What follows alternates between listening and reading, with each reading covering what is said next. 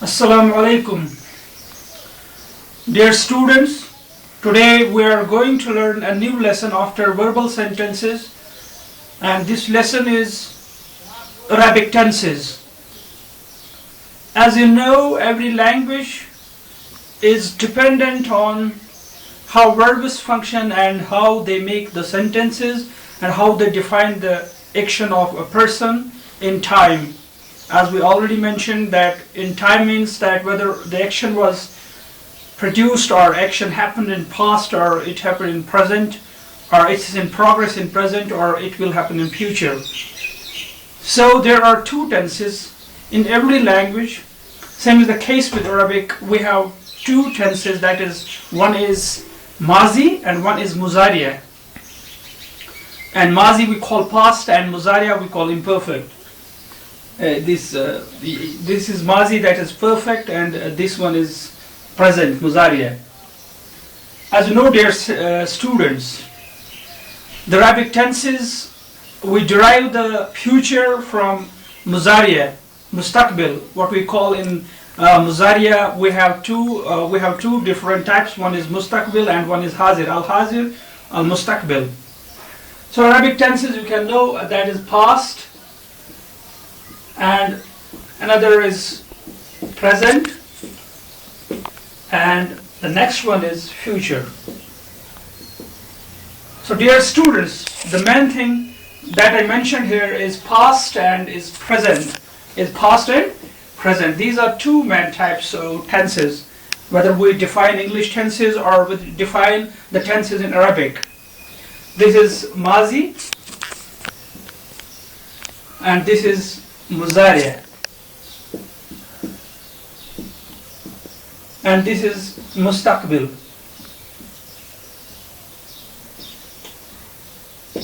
Mustaqbil.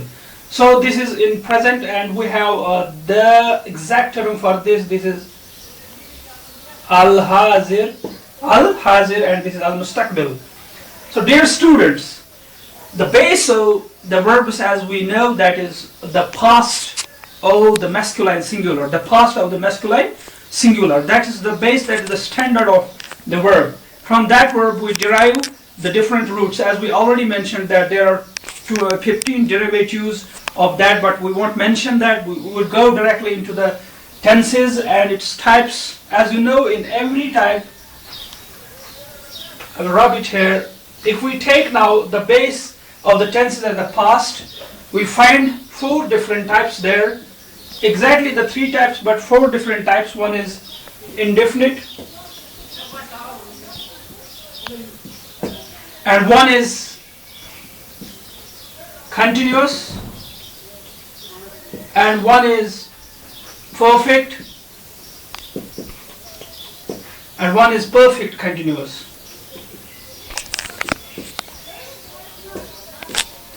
So dear students, when we define the past tense, we divide them into different types. One is indefinite, one is continuous, one is perfect, and one is perfect continuous. This is continuous, and this is perfect, and this is perfect continuous. As we also know that how many types of sentences are there? There are mainly 4 types of sentences. In every type, one is affirmative,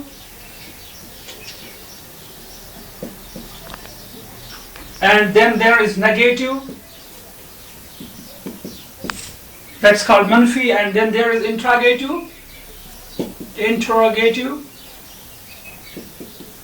and then there is interrogative negative.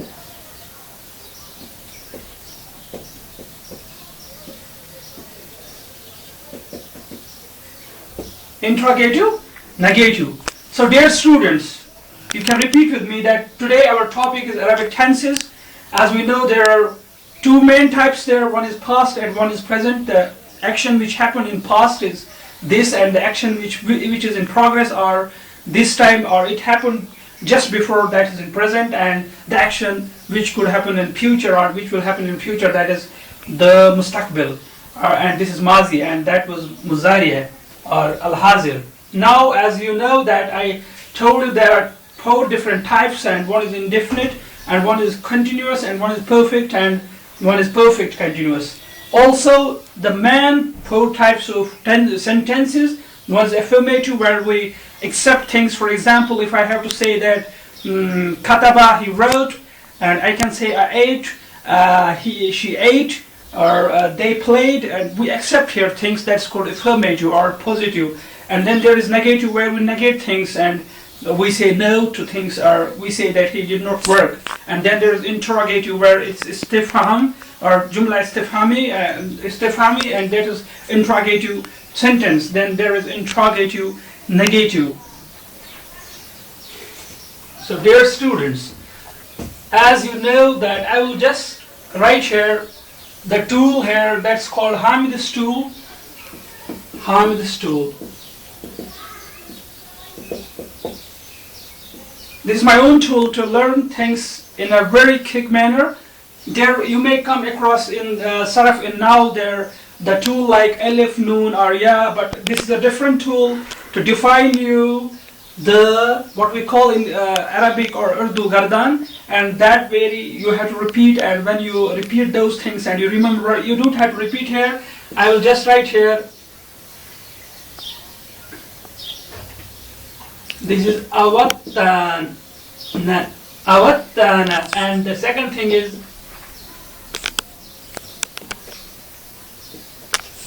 ta